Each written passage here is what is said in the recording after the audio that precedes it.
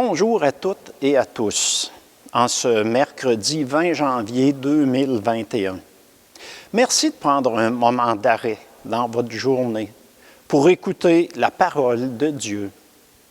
Mon nom est Maurice Bédard. Je suis diacre permanent pour le diocèse d'Amos. J'habite dans la paroisse du Christ-Roi. Vous avez entendu Fabio Nelson, qui vous partageait vendredi dernier qu'il était diacre transitoire. La différence entre les deux est que, éventuellement, le diacre transitoire deviendra prêtre. Moi, je vais demeurer diacre permanent, d'où le terme permanent.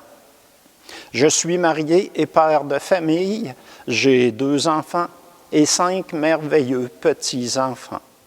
Les pharisiens et les partisans d'Hérode tentent de prendre Jésus en défaut. Lundi, dans l'Évangile, ils demandaient à Jésus « Pourquoi ses apôtres ne jeûnaient-ils pas? » Mardi, « Pourquoi, le jour du sabbat, les apôtres de Jésus arrachent-ils les épis de blé et les mangent-ils? » Aujourd'hui, ils surveillent Jésus pour voir s'il va guérir un homme avec une main atrophiée. Pourquoi le questionne-t-il? Pourquoi surveille-t-il ses agissements? Proclamation de l'Évangile selon saint Marc. Louange à toi, Seigneur Jésus. Tu es parole de vie, tu es la source d'amour, ô Jésus-Christ, mon bon pasteur. Alléluia, alléluia, alléluia, alléluia. Gloire à toi, ô Seigneur. En ce temps-là, Jésus entra de nouveau dans une synagogue. Il y avait là un homme dont la main était atrophiée. On observait Jésus pour voir s'il le guérirait le jour du sabbat. C'était afin de pouvoir l'accuser. Il dit à l'homme qui avait la main atrophiée, « Lève-toi, viens au milieu. » Et s'adressant aux autres, « Est-il permis, le jour du sabbat, de faire le bien ou de faire le mal? De sauver une vie ou de tuer? » Mais eux se taisaient. Alors, promenant sur eux un regard de colère, navrés de l'endurcissement de leur cœur, il dit à l'homme, « Étends ta main. » Il étendit sa main, et sa main redevint normale. Une fois sortis, les pharisiens se réunirent en conseil avec les partisans d'Hérode contre Jésus pour voir comment le faire périr. Acclamons la parole de Dieu. Louange à toi, Seigneur Jésus.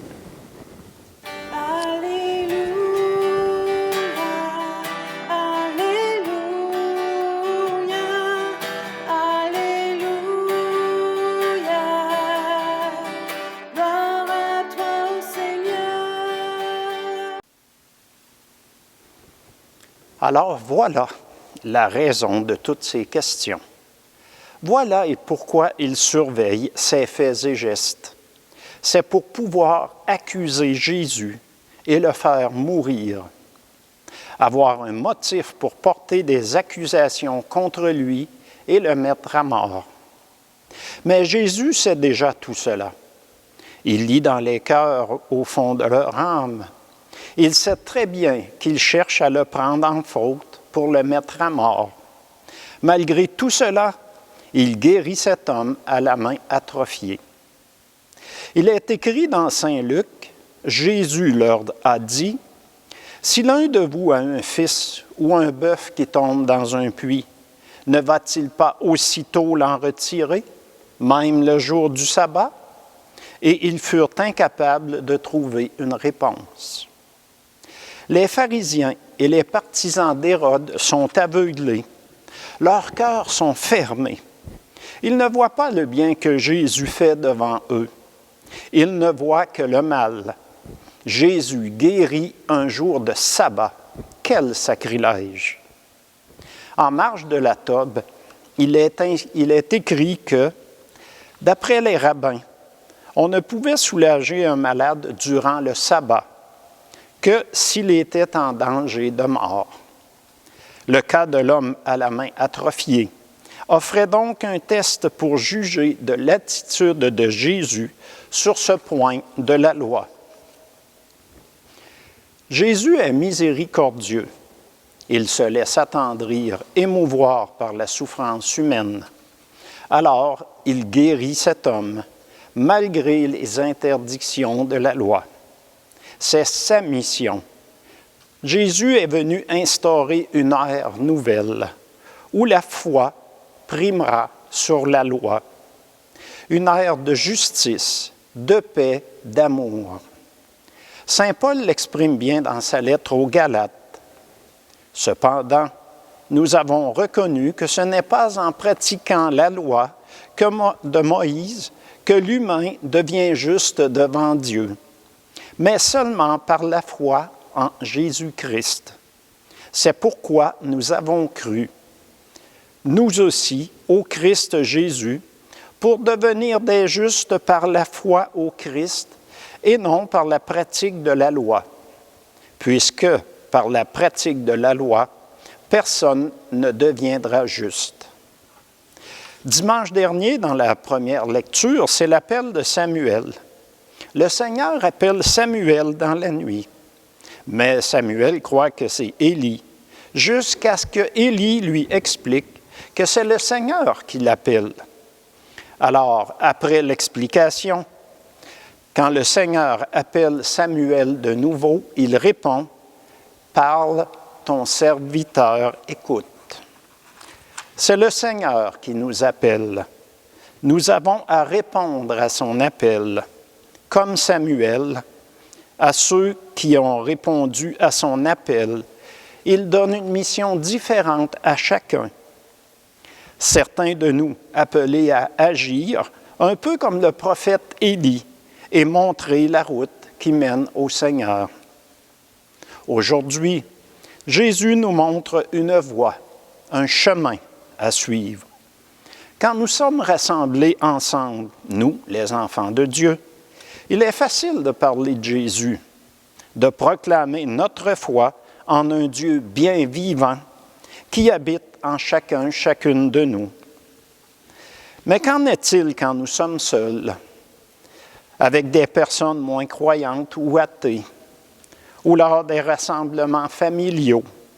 Sommes-nous capables de prendre la parole si l'occasion se présente, de prendre la défense de Jésus si une personne a un langage déplacé, d'expliquer à ceux qui ne le connaissent pas, de le faire avec douceur et délicatesse? Aujourd'hui, il est mal vu de parler du Seigneur. Certains se moqueront de nous, vont porter des jugements. Il n'est pas toujours facile d'exprimer notre foi. Mais notre vie n'est pas en danger ici au Québec. Ce n'est pas la même chose dans d'autres pays, d'autres États. C'est à chacun, chacune de nous qu'il demande d'agir malgré nos craintes. Il va nous en rendre capables de prendre la parole. Nous ne sommes pas seuls. L'Esprit Saint nous guidera. Il va parler par notre bouche, prononcer les mots qui expliquent, qui rassurent, qui redonnent du courage, qui guérissent. Si nous ne le faisons pas, qui le fera? Si nous ne transformons pas son message de paix, d'amour et d'espoir dans nos familles, nos amis, les personnes mises sur notre route, qui le fera? Nous sommes dans la semaine pour l'unité des chrétiens. Aujourd'hui même, nos voisins américains vont changer officiellement de président. En regard des événements qui se sont déroulés au Capitole dernièrement, prions pour que tout se passe dans le calme et le respect mutuel. Seigneur, couvre de ton manteau de sérénité et d'amour et disons ensemble un « Je vous salue Marie » pour que tout se passe dans le calme. Je vous salue Marie, comblée de grâce, le Seigneur est avec vous. Vous êtes bénie entre toutes les femmes, et Jésus, le fruit de vos entrailles, est béni. Sainte Marie, Mère de Dieu, priez pour nous pécheurs, maintenant et à l'heure de notre mort. Amen.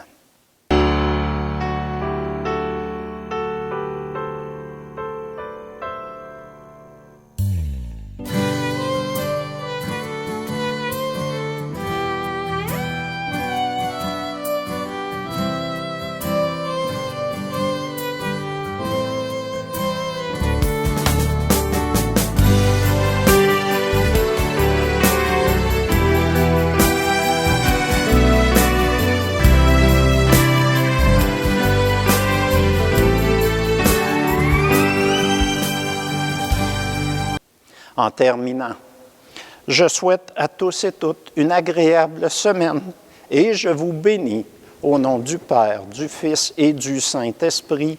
Amen.